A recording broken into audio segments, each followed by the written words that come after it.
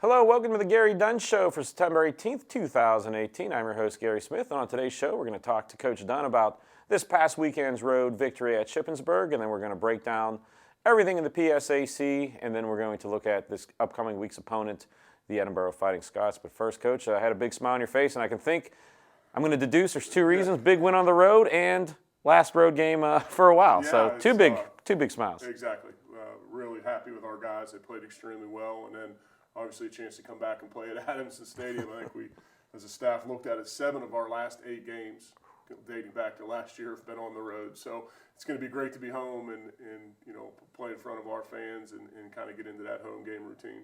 We might all have to put Adamson Stadium in our GPSs just to make sure we can get back up there, since it's been almost, I think, over 320 some days since the last time. Well, it's funny, at our team meeting yesterday, I went over how we operated a home game. Obviously, we've got a lot of freshmen this year, and just reminded the veterans of kind of our weekly schedule, what we do pregame, what we do on Friday, what we do on Saturday morning, and it's been so long that we haven't had a chance to really do that. Well, before we talk about the upcoming home game, let's take a look back and talk about Shippensburg this past Saturday. Beautiful Saturday afternoon for football. Last 2 weekends, been pretty good weather. Last weekend, a little overcast, but this weekend was a perfect autumn football day. And we were talking, me and the crew were talking on the way back. A lot of the guys play video game stuff. It was almost like your team had a cheat code or had some finishers, because there was, after about 5 minutes of the game, it was really clear who the better team was on that day. We finally put 4 quarters together. I know that, as we said it last week, we've played well in spurts and at times in a quarter and a half. But we finally felt in all 3 phases that we played really good football. And we didn't make mistakes. We kind of forced them into mistakes, with the turnovers. And that's kind of who we want to be. We're playing a young group of guys, and I think it finally kind of clicked for us. So hopefully we can keep it going. And then something else in that game. I mean, first you take the kick, you go down, score, make it 7-0. And then force a turnover. One thing for this year, just the way it's gone, I mean, there hasn't been too many splash plays. There was splash play after splash play in this game. Once that interception in the first quarter happened, went back for a touchdown, like I said, you could just see the sideline, just kind of the whole personality sideline change right there. Yeah, and it's something we talked about as a coaching staff, and we kind of preached this week, is we got to start to create turnovers. And, going in the first 2 games, we didn't create any. And that's tough to win games when you're not creating turnovers. And our defense did an unbelievable job. 5 interceptions. I know it's got to be close to a school record. Jimmy Pierce is the one that took it back. Lamont McFadder had 1. True freshman Jamal Martin had 2. And then Sheed Page-Jones, who's really starting to come on. You can kind of see his practice habits changing. He had 1, and we believe, you get rewarded for your hard work. And for our defense to create 5 turnovers on the road, it obviously gave our entire organization a bump, but really helped the offense out, and it was fun to see. Well, definitely helped the offense out. I mean, that was we're looking at the stats at halftime, very balanced, between run, pass, plays, yardage. I mean, it just was a complete game from top to finish. And like I said, looked at the halftime stats. I think offensively, he had 270 some yards passing the first half, which halfway to a record. Then you look at the rushing yards, over 100 yards rushing at the half. So it's just great balance for an offense. Yeah, our kids, our players executed really well, and I thought we had a really good plan going into the game. There were some things that they did defensively that we felt like we could match up and exploit a little bit. But the plan really doesn't matter if our student athletes don't execute, and they really executed the game plan well, both in the pass game and the run game. Noah, our quarterback, had a great day, and Nelson, our running back, had a great day. So, we had, I think, 3 receivers close to 100 yards. So we're continuing that mold of spreading the football around a little bit and not being one-dimensional outside in the throw game. Chad Livingston had another big day. Tyson Hill had a big day, and Jordan Dandridge continues to impress. So, when you got 3 receivers going and your back runs for over 100 yards and your quarterback doesn't turn it over, it's going to be a good day. And, a lot of that can't happen without the big guys up front. And that was probably the most complete game that they've played all year, because, getting running lanes to control the clock. And I don't think Noah Mitchell was under too much stress in the pocket all day. I think he might have been hit 1 time that wasn't a design quarterback run or a scramble. Yeah, really proud of the way the guys played up front.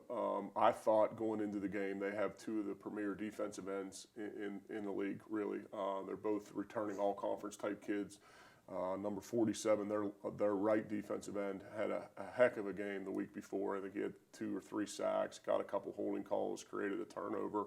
So going into the game, I knew that was going to be part of it. We had to protect well, and I thought our tackles did an extremely good job, but also the whole entire offensive line.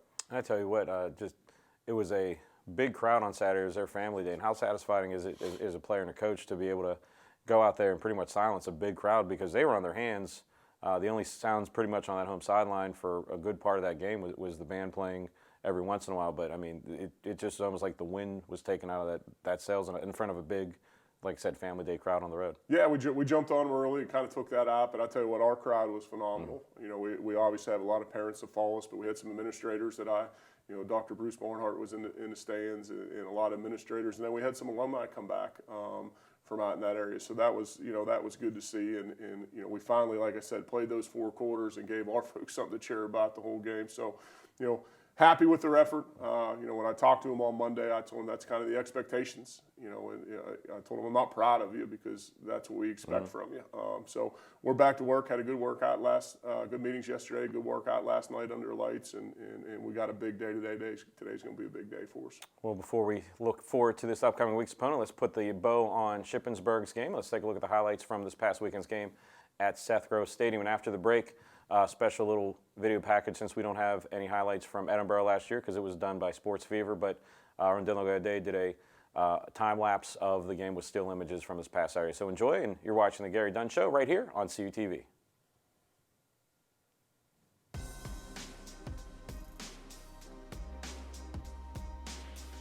Mitchell is back to throw, and he's going to dump this one off quickly to Jordan Dandridge. Once again, Jordan Dandridge makes a couple men miss, and he is in the end zone. Touchdown, Vulcans. He will fake the handoff and go across the middle. And that one's going to be intercepted by California. First interception of the year, rolling around with room to work, and I think he might be off to the races here. We'll see how it plays out. Working 20, 15, 10, 5, touchdown, Vulcans! Here's Noah Mitchell on 3rd down, looking to throw. Quick slant, once again, dragged by the hair, but still getting away. Is Tyson Hill. Tyson Hill, he is off to the races. Touchdown, Vulcans! Brown's going to receive this football, and he's going to work towards the far sideline. No one to beat here. Two guys getting towards the pylon. Will he tiptoe in? He will. Tiptoe through the tulips. Touchdown, Nelson Brown. Mitchell receives this one. It's going to be a handoff to Nelson Brown. Nelson Brown only has one man to beat, and he's going to take off towards the end zone. Will he make it in? He puts the afterburners on. He is in. Touchdown, Vulcans. Here's Musina now looking towards the middle of the field. Fingertip ball here, and it will be an interception here. Lamont McFadder comes up with the tip drill interception.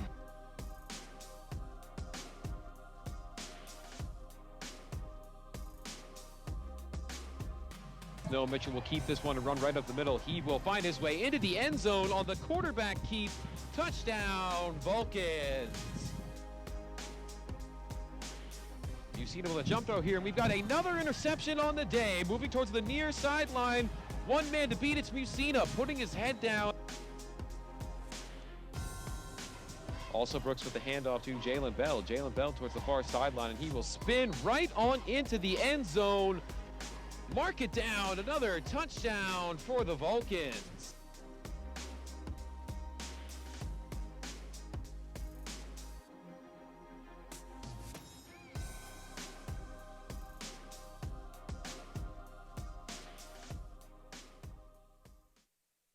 Saturdays are for the Vulcans.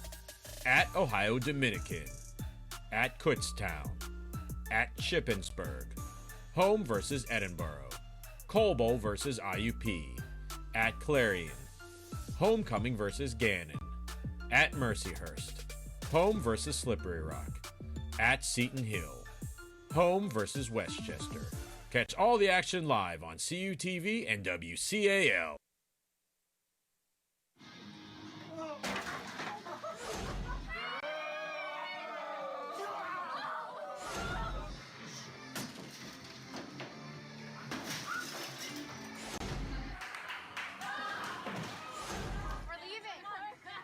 Most party fouls are pretty dumb. But if you decide to drink and drive underage, you could lose your license and your freedom. underage drinking and driving. The ultimate party foul.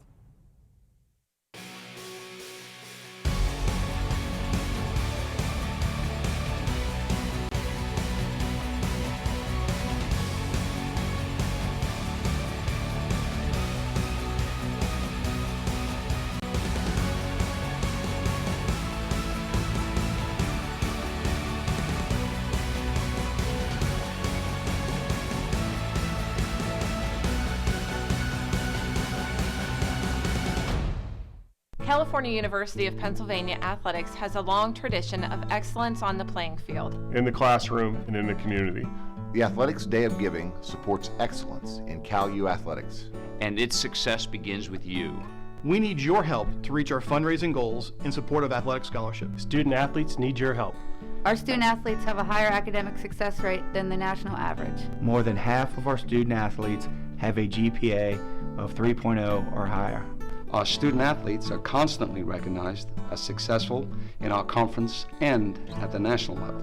Help us help our student athletes. Your gift will make a difference in the lives of student athletes as they work hard in the game and in the classroom. Join us today, September 25th, for our Athletics Day of Giving. Every gift counts. Visit www.calu.edu/athletics-give to make your gift. Cal U.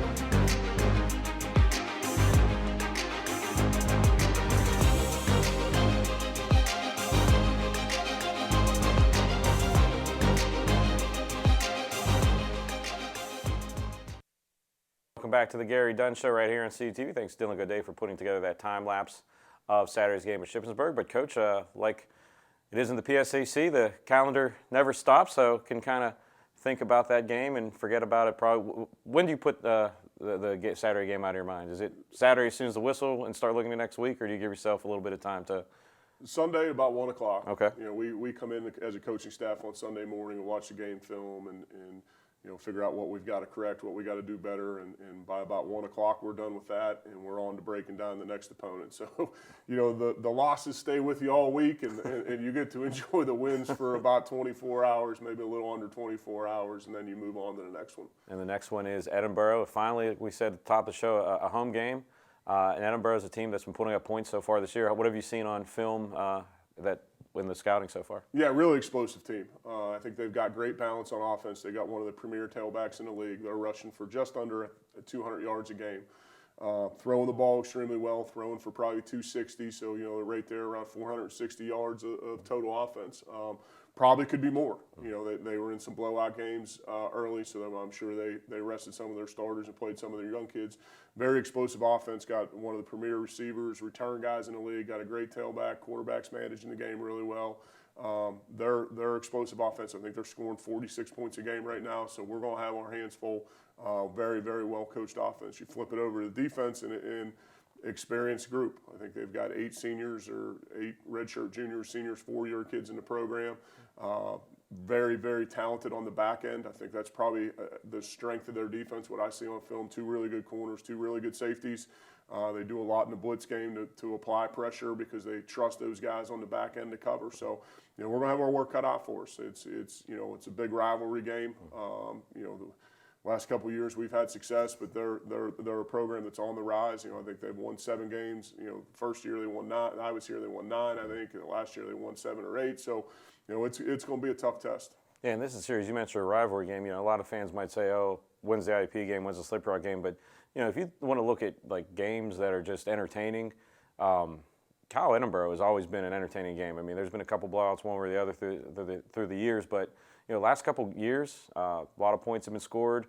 Defensive stops at the end for California last year, and then the year before, I know we handled them pretty good here. But it's a rivalry game that you never know what's going to happen. Yeah, and that's this league. I think every team in the West is a rivalry game. You've been playing them for so long. I can remember the days back when we played Edinboro. It's just fun to be in this league. Because again, I've said it before. You recruit the same players. Your coaching staffs know each other because you're out on the road recruiting the same guys. So it's a great league, but it's going to be a tough test. I'm glad that we're at home. I think it's going to be good for us to spend some time at home. When you have to get on the road on Fridays, your kids really never get any downtime. Your players, your student athletes never really get any time just to relax. So I think this is well needed for us. To have a little bit of time to relax on Friday, not have to worry about getting on a bus and traveling a few hours. Just time to relax and allow them to be just students on Friday. And also, it's the first PSAC West divisional game, so that probably adds a little bit of luster to it because, no matter what happens in the first 3 games, 90% of the season rides on your divisional play because that's what determines, things later in the season. Do you feel it as a coach, or do you feel it with the team that now they know that, hey, this is a divisional game? Yeah, sure. Everything's amped up a little bit when you get into PSAC West play. We try and treat every game as a 1-game schedule, but our guys know. Our guys know this is the first game in the West, and I think they're excited. Like I said, we had a great workout last night. I expect, we got special teams meetings here in a few minutes, and I expect us to be excited to get back and play at home and open the West schedule. And before we can focus all eyes on the West schedule, let's take a look back at the last week's scores in the PSAC crossover. We mentioned, obviously, California 57-14. A lot of high-scoring games in the crossover play this week. Most of the games were played in the West, but we were, I think, one of only 2 games that were played out East. Edinboro over East Stroudsburg 49-24. That was at Edinboro. Kutztown and Gannon in a shootout. Kutztown coming back late. They were down in that game for about 3.5 or 2.5 quarters to beat Gannon 48-33 up in Erie. IUP over Lock Haven 59-19. Moving on to the other 4 games. Actually, there were 4 games. One was a non-conference game. Mercer holding serve at home against Bloomsburg 14-10. Clarion at home beating Lincoln 44-7. That was the only non-crossover game. Westchester over Seton Hill 59-14 in Greensburg, and then Slippery Rock over Millersville 57-10. Now let's take a look at the PSAC standings after the 3rd week. Even though there's no divisional standings, we can see what's going on overall. Edinburgh, IUP, Clarion, Slippery Rock, Kyle, Mercer, Gannon, and Seton Hill. But that middle column, that's all going to change, and that's where the bread and butter is made right there. The divisionals. I think it's interesting to see the non-conference opponents that everybody plays, and then obviously it's exciting once you get into the crossover.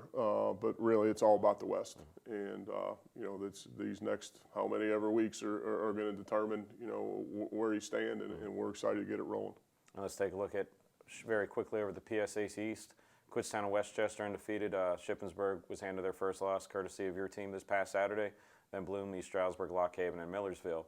Let's take a look at the PSAC schedule this week. There's a full slate of games, divisional play, and a lot of different times on the ledger. So if you're a fan of PSAC football, you can pretty much go from noon until 9 o'clock at night watching games. Start of the day is Millersville at Westchester noon, then the 2 1 o'clock games, California, Edinboro, and then Gannon at Clarion.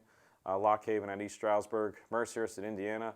At 4 o'clock, Shippensburg, Bloom, Seton Hill at Slippery Rock, and then Kutztown has the open date this week. Coach, if you're a football fan other than the Edinboro, California game, what game would you kind of circle if you were a fan and wanted to point someone in the direction of entertaining game. The Mercyhurst at Indiana game. You know, I've got a lot of respect for the Mercyhurst coaching staff. They do a great job. Obviously, Indiana's got it rolling right now, so that's the one. And then that Bloomsburg and Shippensburg game is going to be a battle.